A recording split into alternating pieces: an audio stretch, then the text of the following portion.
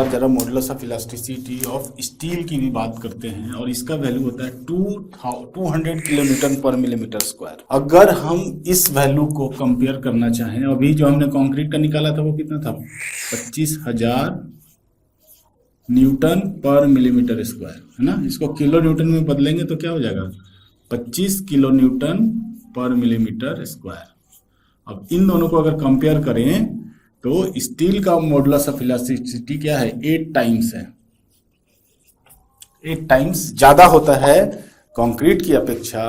तो एक तरह से हम कह सकते हैं कि steel is 8 time stronger than concrete as point of view of modulus of elasticity. अब देखिए 3 ऐसी प्रॉपर्टीज हैं जो कंक्रीट की, जो कि बहुत ही ज्यादा इंपॉर्टेंस रखती हैं उसके ड्यूरेबिलिटी पे और उसके परफॉर्मेंस पे बेसिकली, और वो है shrinkage, creep and thermal expansion. अब आपको ये समझना पड़ेगा कि श्रिंकेज होता क्या है। आप एक क्या करिए कि एक आटे की लोई बनाइए, आटे को मिक्स करिए पानी में, लोई बनाइए और उसको धूप में सूखने के लिए रख दीजिए। अब जब आप गीला आटा होगा तो उसका एक बार लोई की डायमीटर मेजर कर लीजिए, है ना। मान लीजिए कि आपने डायमीटर मेजर किया, जब वो गीला था तो x था। अब उसको ना आप धूप में सूखने देंगे तो क्या हो जाएगा, वो श्रिंक करके छोटा हो जाएगा। अब उसका डायमीटर वो जो है गीले की अपेक्षा काफी कम होगा।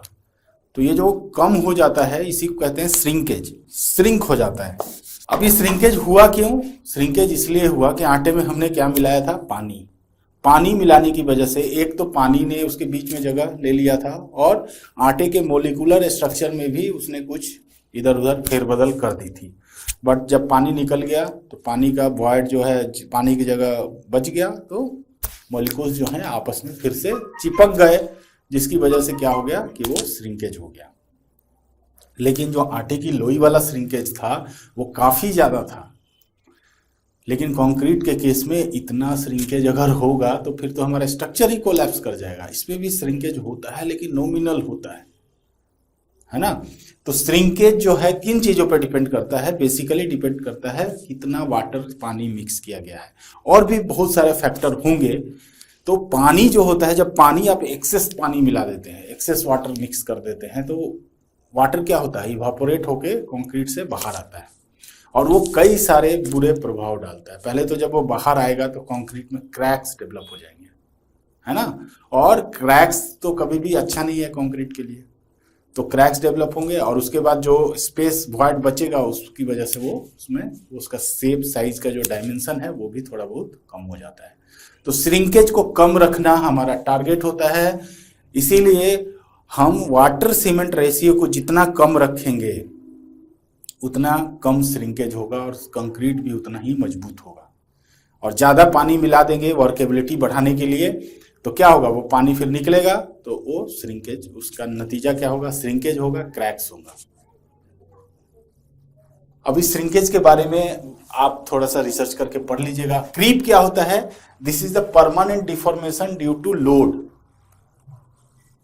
जैसे ये हमारा मेंबर है कंक्रीट का, इसके ऊपर मैंने लोडिंग की।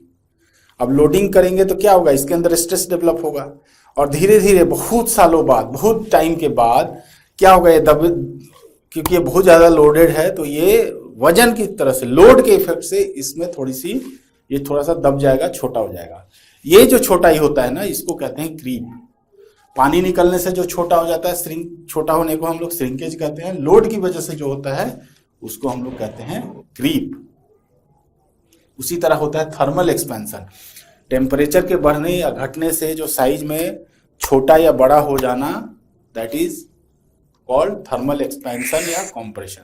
और थर्मल एक्सपेंशन की एक वैल्यू होती है 0.9 × 10⁻⁵ डिग्री सी पर डिग्री सी, यानी 1 डिग्री के चेंज में इतना मिलीमीटर जो है, इतना मीटर या मिलीमीटर जो भी है, यह फैक्टर है।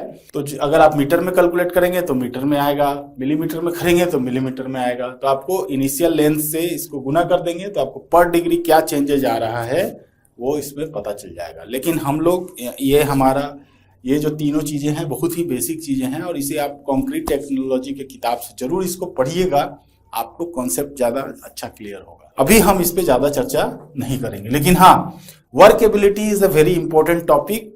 हालांकि वर्केबिलिटी के बारे में भी कोई नहीं बात करता, इंपॉर्टेंट नहीं है, लेकिन वर्केबिलिटी जो है साइट इंजीनियर के लिए बहुत ज्यादा इंपॉर्टेंट है। और जब साइट इंजीनियर के लिए इंपॉर्टेंट है तो आपके पास तो ये बातें कहीं ना कहीं से घूम फिर के आ सकती हैं। इसलिए वर्केबिलिटी की समझ एकदम टू दी पॉइंट होना चाहिए कि आपको कोई फोन पे पूछे तो आप उसी समय बता सको। तो ये सारी चीजें वर्केबिलिटी तो याद कर लो। अब वर्केबिलिटी क्या होता है? किसी भी कंक्रीट को वर्केबल बनाना, ताकि कंक्रीट जो है अगर हम मिक्स करें, मिक्स करके जहां पे भी हमने मिक्स किया और जहां भी हमने प्लेस किया, इन सारे प्रोसेस के दौरान कंक्रीट में ना सेग्रीगेशन हो ना ब्लीडिंग हो, है ना, और वो अच्छे तरह से प्लेस हो जाए, कॉम्पैक्ट हो जाए, तो उसको कहते हैं हम लोग वर्केबिलिटी। तो वर्केबिलिटी को कैसे मेजर करते हैं? आप लोगों को पता होगा, वर्केबिलिटी को हम लोग मेजर करते हैं स्लम्प टेस्ट। स्लम्प टेस्ट कैसे करते हैं? एक कोन होता है, आप थोड़ा सा याद दिला देता हूं।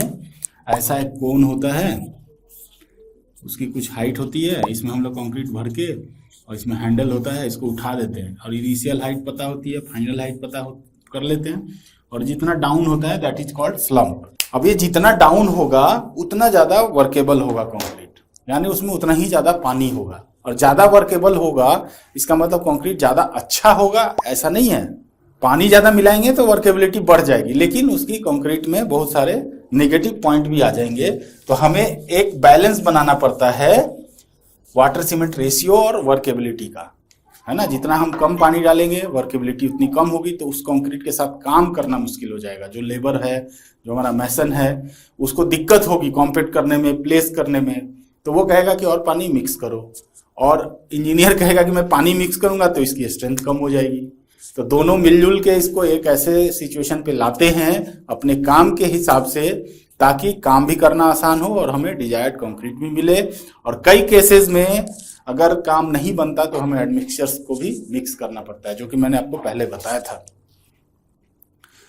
अब काम के हिसाब से हमने जो स्लम्प टेस्ट के द्वारा जो हम वर्केबिलिटी का कंपेयर करते हैं, वो स्लम्प का जो डिस्टेंस है वो डिसाइड किया गया है, वो दिया गया है कोड में, वो मैं यहां पे एक्सप्लेन करता हूं। देखिए, अगर कोई ब्लाइंडिंग कंक्रीट है, सैलो सेक्शन का कास्टिंग है, या पेमेंट है यूजिंग पेवर्स, जिसमें कोई रेनफोर्समेंट का इस्तेमाल नहीं किया गया है, तब आप ऐसे जगह जहां पे बिना रेनफोर्समेंट के पतली कहीं पे ले करना है, कहीं पे कोई कास्टिंग करनी है, ठीक है, तो उसमें वेरी लो वर्केबल कंक्रीट चल जाएगा, वेरी लो। लेकिन वेरी लो वर्केबिलिटी वाला कंक्रीट को अगर हम प्लम सेट मेजर करना चाहें तो प्लम उसका डाउन ही नहीं होगा। वो प्लम टेस्ट जो है इसमें अप्रोप्रिएट नहीं है।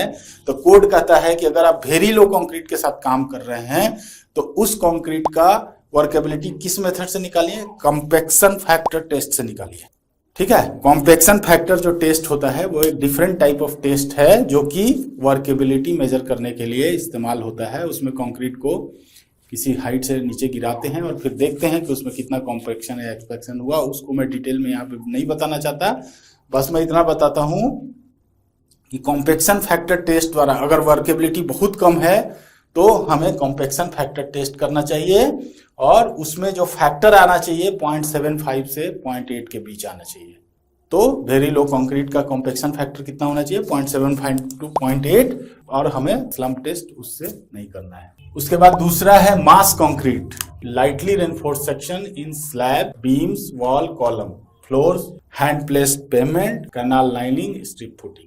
ऐसा जगह जहां पे कम लाइटली, आरसीसी का तो काम है बट रेनफोर्समेंट कम है, तो कंक्रीट जो है थोड़ा कम भी वर्केबल होगा तो अंदर चला जाएगा, रेनफोर्समेंट उसको रोक नहीं पाएगा, है ना।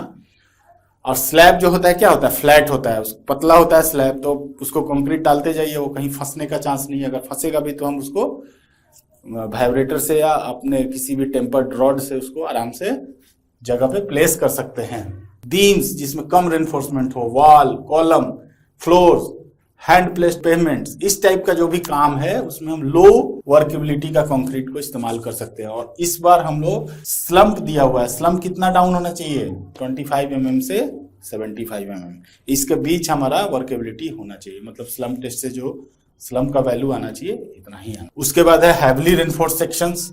अगर हैवली रेनफोर्स्ड सेक्शन होगा तो देखिए, हैवली रेनफोर्स्ड सेक्शन होगा तो वर्केबिलिटी बढ़ानी पड़ेगी, उसमें फ्लो ज्यादा होना चाहिए ताकि वो प्लेस हो सके।